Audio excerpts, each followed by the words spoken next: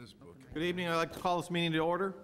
Today is Monday, November 16th. Is that right? Yes, Yes. it still is Monday. Still the 16th, Yeah. 2015. We're here for the purpose of the Committee of the Whole. I'd ask Clerk Spencer to please call the roll. Deuter. Here. Sabatino, absent. Leader. Here. Dunn. Here. Bram. Here. Polemski. Here. York. Here. Toledo. Here. Healy is absent. Levin. Here. Kennedy. Here. Heinquist, absent. Wagner. Here. Mulliner. Here. 11 present, 3 absent. 11 present, we have a quorum. Public comments. Any public comments at this time? Not any public. No one signed in, Mr. Mayor. Signed in. Chief Ruth, you have anything to say for public comment? No? All right. Business before council, review of our ongoing review of our budget. Before you jump in, Jim, City Manager Grabowski, I'm going to ask you to just recap real quick where we are on November 16th, and if all goes well, when we're going to not meet as Committee of the Whole, when we're going to vote this in. Okay. So at the last meeting, we got through quite a few of the public works items. I understand it went fairly quickly, and what we'd like to do is save any questions on that for either the next meeting or the circle backs. Howard was here, but understanding what we want to accomplish tonight, I sent him home. So tonight, what we'd like to do is get through legal, police, and fire if possible. The chiefs have their deputy chiefs here. Not that they can't come back, but if we can get through their budgets tonight, that would be great. With that said, we have a Committee of the Whole on the 23rd. Okay. There is a 5th Monday, but I'm not sure about everybody's availability on that, so we're not counting on that one right now. Okay. Then we have a council meeting on the 7th, and another Committee of the Whole on the 14th, and if we needed to, we could go to the 21st for approval, December 21st. So would we do 2 more Committees of the Whole, you're thinking? The 23rd and the 7th? I think that'd be appropriate. And then we have to vote this in before the end of the year. Correct. So the plan would be to vote it in on the 21st. Yes. Okay. Just want to set expectations. And then last thing before we jump in, as you're aware, City Manager, I like to keep these meetings till 10:30. It's a little unfair since we only have 6 minutes, but that's my way of saying I'll leave it to you to put before us stuff you think we can get through and need to tonight, but not too late. Okay? Thank you very much. Great. So we will start with the legal budget. Oh, sorry, one last thing. You mentioned it before, Jim. We do have plenty of time. I want to remind the council that we do have plenty of time, and at no point should you feel rushed. As City Manager mentioned, we went through Public Works last time. There was a lot to digest. It doesn't necessarily have to be on the circle back for us to talk about it. We have right up until the time we vote about it to talk about it. So I would encourage City Council to continue to review the budget, continue to submit questions at any time before these meetings to help move this stuff along. And let's move forward. Thanks, Jim. Thank you. We're going to start with the legal budget. City Attorney Storino is here to answer any questions. That starts on page 176, the budget. You'll notice on the second page, 177, there's a couple descriptions as to what might increase in that budget. One, namely, is the expected negotiation of the Public Works operators contract this next year. And I'll let Don make a couple comments about what he sees happening in the city. Thank you. Thanks, Jim. First of all, pleased to be here and pleased to be serving the city. The budget kind of speaks for itself in the sense that we have a very active and committed city council who spend a great deal of time working on very important projects for the city, which of course the attorneys stay involved in as much as they possibly can. I'm happy to answer any questions. I think that the Finance Committee, Finance Department Tom and Marilyn have done a great job of actually giving you even more detail than we've given in the past. And rather than start going through each line item, I'm happy to answer any questions with respect to any of the items. As the City Council knows, we provide most of these services. We don't provide the prosecuting attorneys, and we don't provide the DUI prosecutions.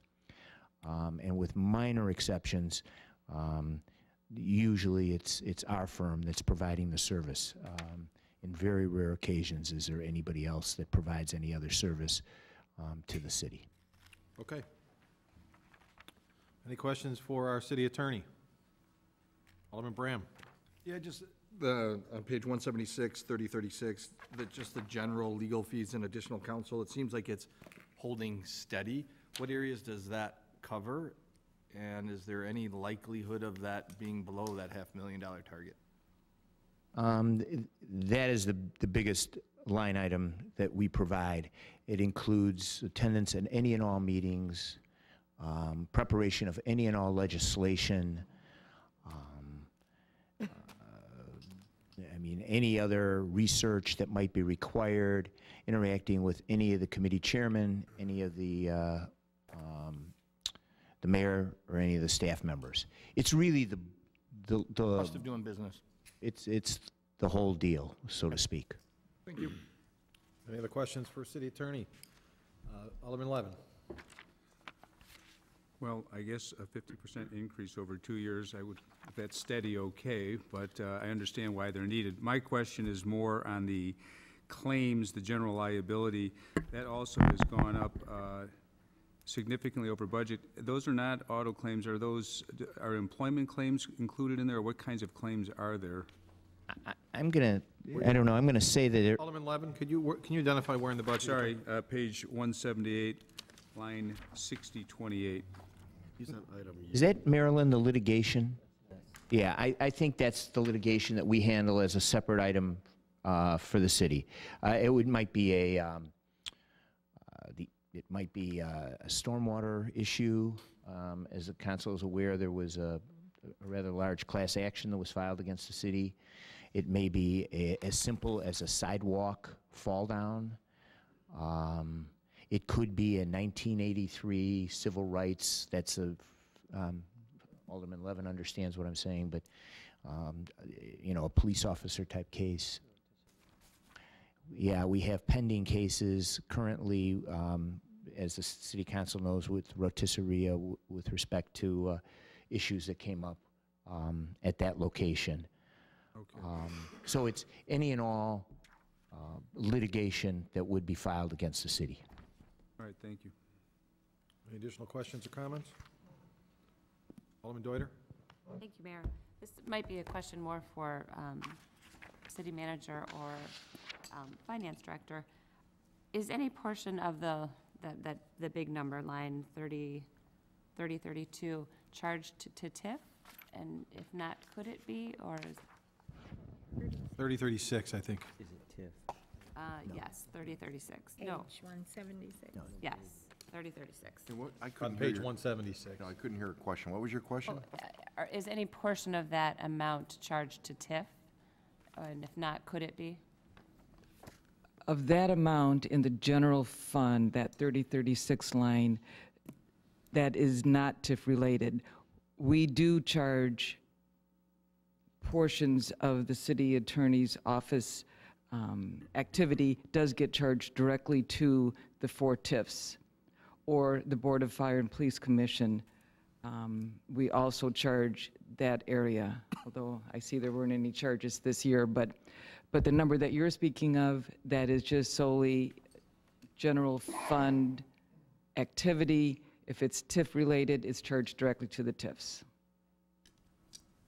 Okay. Any additional questions? Alderman Wagner. Yeah, thank you, Mr. Mayor. I just have a question. Are we still operating under the same financial agreement that we signed back in 2009? We are. We are. That's an amazing value that the city gets out of Storino, Romello, and Burton. So I just want to thank you very much, publicly. As I started the conversation, you know, it'll be 7 years, I think, in Microphone, please. as I started the conversation, it's been 7 years, or it'll be 7 years in May, and it's really been a great situation for Starina, Romel, and Durkin. I mean, we feel totally embraced in the city and are honored to serve, so. Well, thank you for your work. Any additional comments or questions? Seeing none, I thank City Attorney Strino for his hard work and for the additional input. 10:31. Thank you. I will ask Chief Bassiter to come up now, unless there's objection. I think we can hold out a couple more minutes. Thank you. And I'm just going to turn it right over to him. I'll give him the short version. Okay, short version. 1 second, Chief. I need Alderman Wagner's 142. language. 142? Yes. 142. We're starting on 142.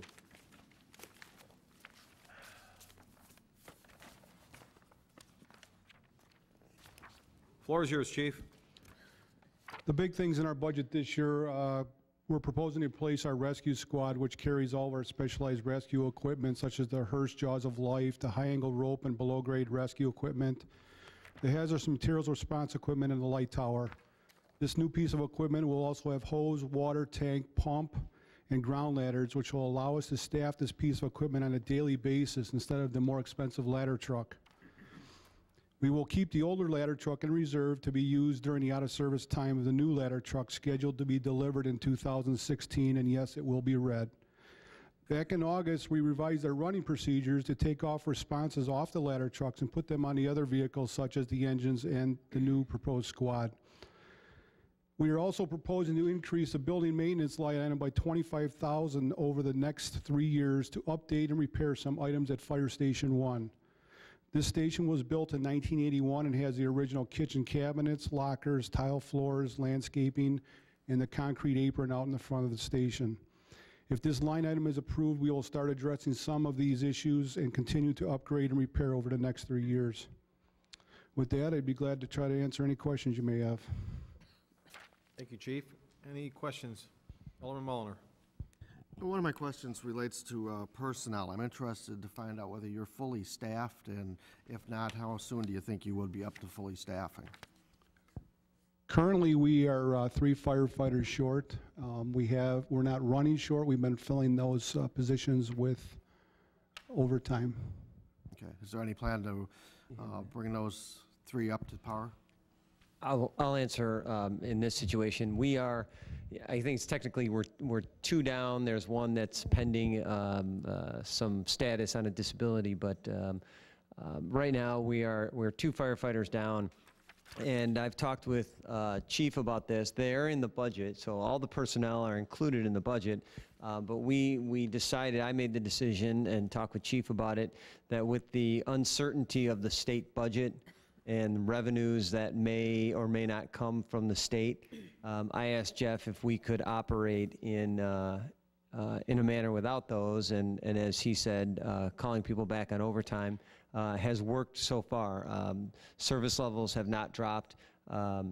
We're under budget as far as personnel goes, even considering the overtime, and so as we go into the new fiscal year and as the state decides what they're going to do as far as revenues and budget for the city, we'll make that decision on when to fill those, or possibly if we can come up with some alternative service delivery method for that. We'll look into that as well and talk to the council about those implications. Okay. Alderman Mulliner, follow-up? Just a follow-up. So when I'm looking at the budget, we're about $100,000 down on the full-time wages, but we're about $100,000 over on our estimated on the overtime. So I'm assuming that means that we're basically coming out a wash for this year. Yes. Okay. All right. Any other comments or questions? Alderman Dunn. Just a quick question. The ambulance service, does that fall under this, these budget pages here, or is that somewhere else? That's actually under line item W, Health Services, on the detailed review schedule. Health services, great.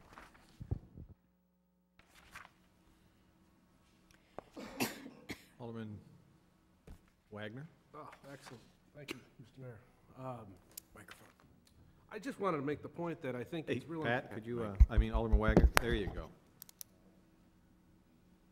I just want to make the point that I think it's really important not to sacrifice personnel for whatever might or might not happen from the state. That's really the great thing about Elmhurst is the economic development that we've had for the last 6 or 7 years, producing enough revenues, thankfully, and it's fiscally managed properly, not only by Finance Department, but also the Finance Committee. I'd really like to make sure that we keep an eye on, if we need some firefighters, let's get them, and leave the economic development and whatever happens, you know, to some other areas of concern, so to speak. Thank you. Alderman Kennedy? Thank you, Mr. Mayor. I just had a quick procedural question. What's the timing from the time we set, if we were to say we want to hire 2 firefighters or whatever that number is, until we actually had them on staff? Well, currently, we're working with the, with HR and the Board of Police and Fire Commission to get a list. And this is the first time in a long time where police and fire are both testing at the same time and trying to go through the process. It's a long process. Background checks take a while. The polygraphs take a while. Interviews take a while. The Board of Police and Fire Commission have been meeting on numerous occasions during the month to have the interviews. So my best estimate is we would have a list ready to hire somebody by the first of the year. Thank you. Alderman Braham? Yes, on page 143, item 5001, building. I just want to make sure that I'm reading this as a Scrivener in the J form, in the justification form on the next page. It says, you know, proposed fund repairs and upgrades at the fire stations being plural. I'm assuming that's just the fire station, the north side fire station, and we're not needing upgrades and improvements on the south side fire station. Is that an accurate assumption? Well, believe it or not, Station 2 is already going on 6 years old, and there are repairs. So that line item does repairs for all of our buildings. So we're increasing it by $25,000 just for the big repairs at Station 1, but it does repair all of our buildings, both fire stations and our training tower. Can you touch on, not everything, but just an example on what we need on, what is it, Fire Station 2, the newer fire station? A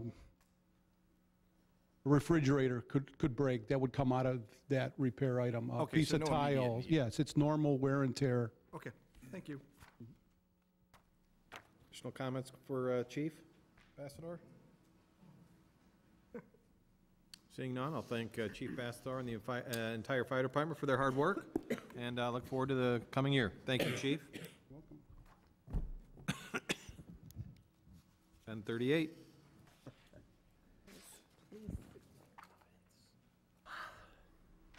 Do we have time for one more, Chief? One more, Chief. Nice. Thank you.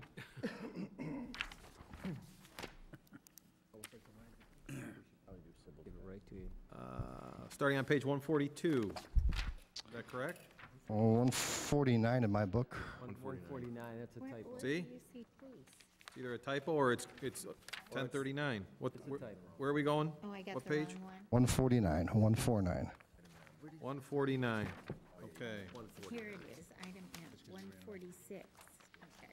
And what's it go to? To 151. Okay, got it. On to Police Department, page 149. Chief, the floor is yours. Thank you. The police department has tried to keep a relatively flat budget, but there are a few increases, and I'd like to address those line by line. On 30-18, there's a increase for our DUCOM Communications Center to $796,193.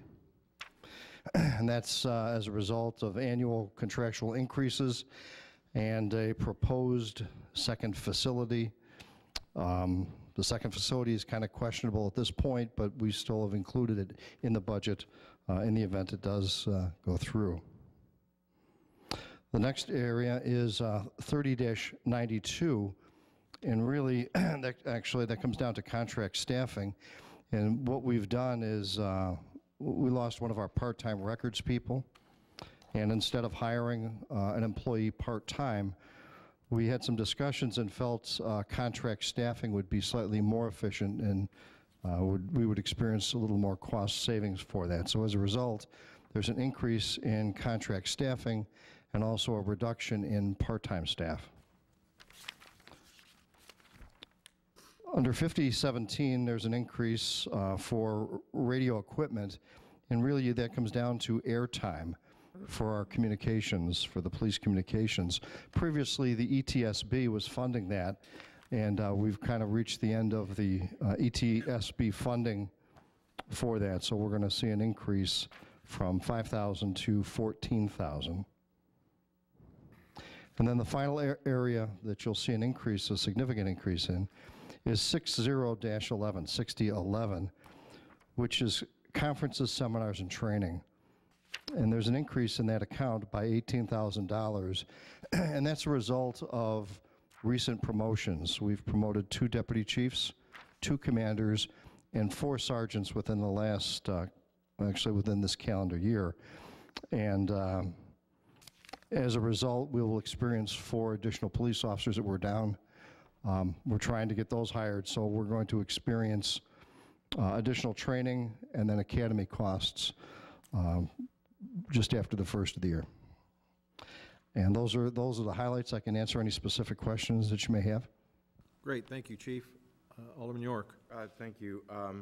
Just so I don't have a clue what ETSB means, can you just tell us what that is? Yeah, the ETSB is the funding that occurs on the cellular phones for the communications. Excise tax or something? Yes, it's an excise tax. SB something. Emergency Telephone Service Board. Thank you, okay. And then the other question I had related to DUCOM. Who makes a decision whether DUCOM has a second facility? And I know that fire is involved in DUCOM as well, and theirs went up a little bit, but I don't think the amount this did. So if you could just kind of walk through that. Correct. Both fire and police are dispatched by DUCOM, which is a county-wide system, and I think Chief 29 members, something like that. 41 agencies, excuse me. And everyone has a seat at the table. So those are the entities that make the decision on the second facility. And so this has been kicked around for a number of years. And just when we think we have something resolved, it tends to go a different way. And so this has been going back and forth. And then there's been some pressure at the county to consolidate all of the dispatch centers, which could be a good thing. And so there's some kind of jockeying for which dispatch area each entity wants to be a part of. The one that Addison runs seems to be growing now, so we might see some people moving around even still. And so it's a vote of the board. The short answer is it's a vote of the board at DUCOM that makes that decision. Okay, thank you. Alderman Mulliner. Same question I asked the fire department. I noticed that you said that you were 4 officers down. What's the timeline on replacing those officers, or is there an intent to do similar to what the fire department's doing? No, we're in the process of trying to hire police officers now. At the present time, we're 4 patrol officers short. We've been working with the Board of Fire and Police Commission to hire some capable and competent people. Our selection process is very vigorous, and we have 4 academy seats scheduled for the January Police Academy. And what that means, or what that equates to, is if they go to the January Academy, if everything works out perfect, they would be assigned to solo patrol by the 4th of July. Follow up, just a different question related to this. One of the things that, and I forgot to ask the fire department this, but one of the things that I'm always concerned about is to make sure that you've got the newest and best tools and techniques available to you. I know you've put together a budget that's conservative here. I want to make sure that there's things that, if there's new things out there that people need or they're trying, that we're kind of on a little bit of the, not the cutting edge, but right behind them, to make sure that we've got the best tools possible to solve problems. So are there any tools or anything that we're missing here at this point, or anything that we should be looking at down the road? Yeah, so far at this point, we're in pretty good shape. My focus right now is to get up to full strength in terms of staffing. We're on a pretty good maintenance schedule with our equipment. We're due for some replacement, I believe, for some in-car videos. But we're right where we should be. Okay, thank you. Thank you. Alderman Levin. Just two not major issues, but one is the forfeiture expense was significantly higher this year. What line item, Alderman Levin? I'm sorry, 6027. 6027, yes, thank you. Okay. What, can you give me a little description of what we get? I mean, are these like vehicles? Do we get more than what we pay to forfeit these property items? Yes, you're talking about the decrease from 15 to 16 is what I'm hearing you say. I was just looking at, we're spent, I'm just looking at 2015, we were at 180, and then we're budgeted, but we're spent a lot more this year. Yes, we were able to spend some additional funding for some patrol cars, some unmarked cars. We've refurbished the investigation section. So we've utilized those things, that fund for that amount. But I should also say that the funding for under asset forfeiture is fluid and it changes. But is this net of expense, these amounts that we're getting here? I mean, I'm trying to see like what it costs us to do the forfeiture and what we actually get from forfeited property. Yeah, a majority of what we have here is from federal asset forfeiture funds. We have an officer assigned to the Drug Enforcement Agency, and so depending on what the seizure is, a percentage of that comes back to the agency. Sometimes it can take 2, 3, 4 years. We're just now seeing some actually during the last calendar year, some substantial funds that were coming in as a result of that. We're required to spend those funds within 3 years of the award, or else we have to, we're subject to giving that back. So we're able to purchase law enforcement equipment, vehicles. Think the DARE program is funded out of that. The K-9 unit is funded out of that. Some community-based overtime is funded through that account. Well, I guess, and Marilyn, maybe you understand what I'm asking. It seems like this isn't really an expense, or if it is, it's not, you could spend it on whatever categories, but like, for instance, DARE is its own line, and we don't put anything, so it's kind of lumped in with, there's really no way of knowing what those forfeiture expenses are going for, whereas, they're not for subscriptions or K-9 or, it's sort of a fund that you can use for things unknown. 0200. I understand your question, Alderman Levin. Yes, there are a number of different unrelated expenses on that line, and it's partly so that we can match it with the revenue line item, rather than say, okay, pull together these 10 accounts, and they're paid for with forfeiture funds. We put them in that line so we know we have a little bit better control from the standpoint of knowing what we're using forfeiture funds for. Could you provide a little detail, unless it's like confidential, of what those funds were used for? Sure. Okay. Yeah, that's not an issue. It's just a matter of looking at the detail of the account. All right. And the other question, I was just wondering, we had some experience last year with license plate scanners, and I didn't see that in the budget. Was that a successful experiment? Yes, we ran it for a period of 3 months, LPR license plate readers.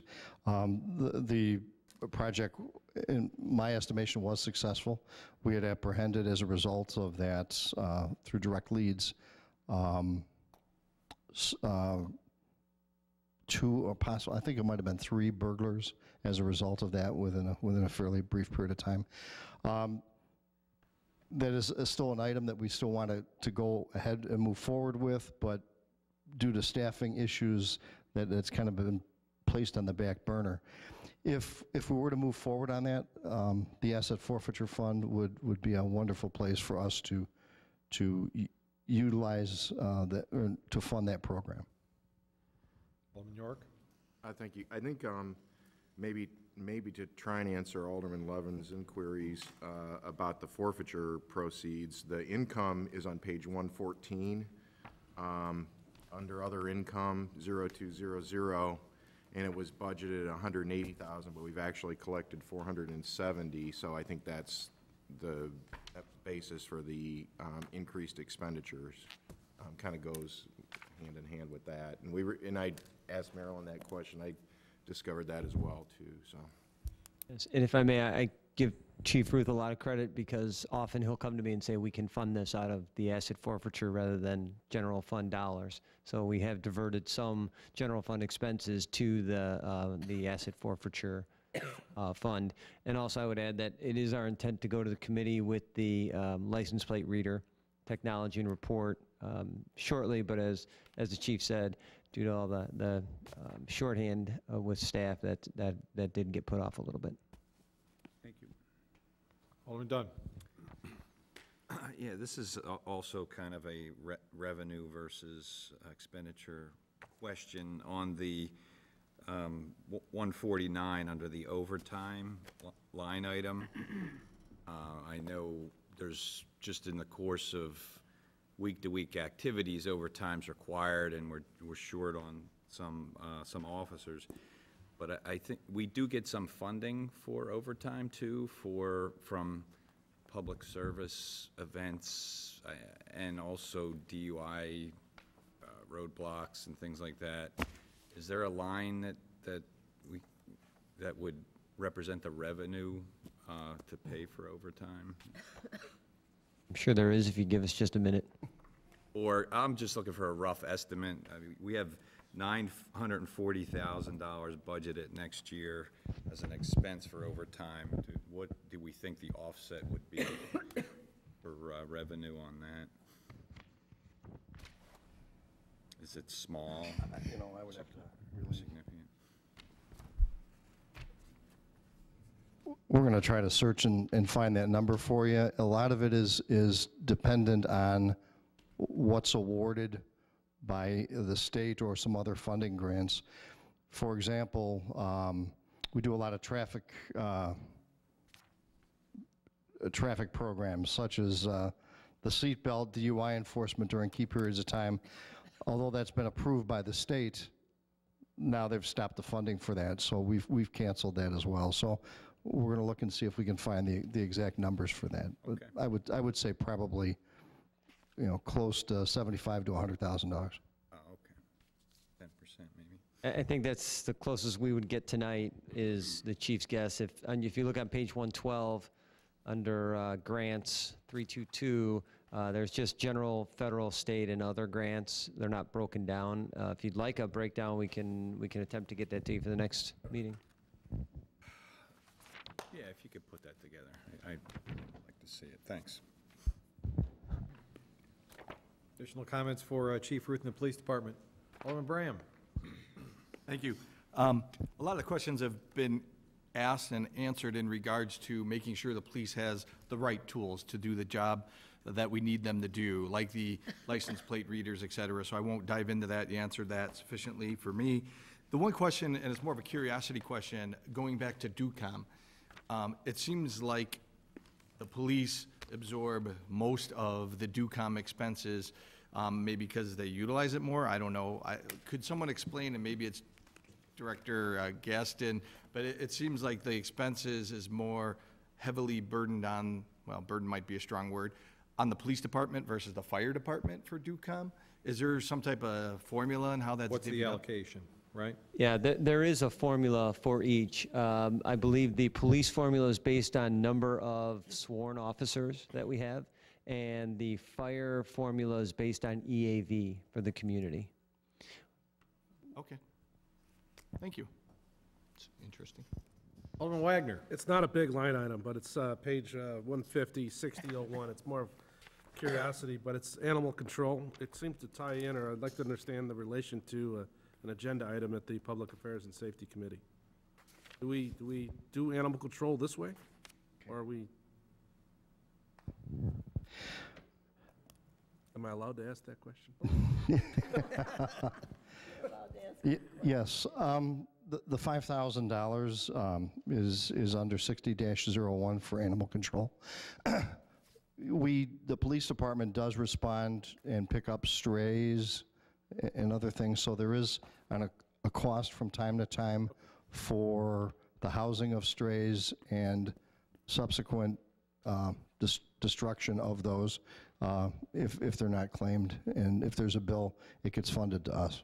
Okay, I understand more on it. Thank you. I follow up real quick. Absolutely. It's 149, it's item 3048.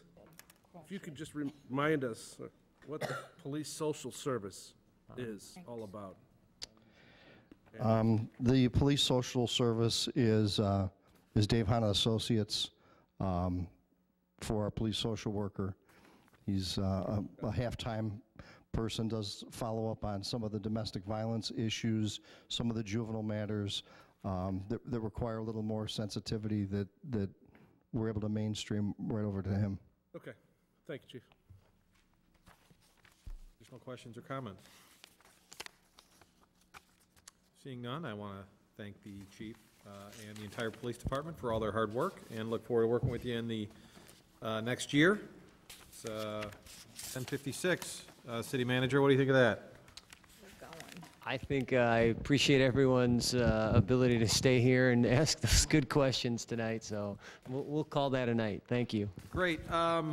I will remind council to be as productive as possible. If you do, when going through budget, you have any questions at all, please shoot them over to staff. I know they appreciate the heads up before the meetings. Other than that, any other comments or questions? I'll entertain a motion to adjourn. Motion by Alderman Palumski, second by Alderman Deuter. All in favor say aye. Aye. Opposed? We're adjourned.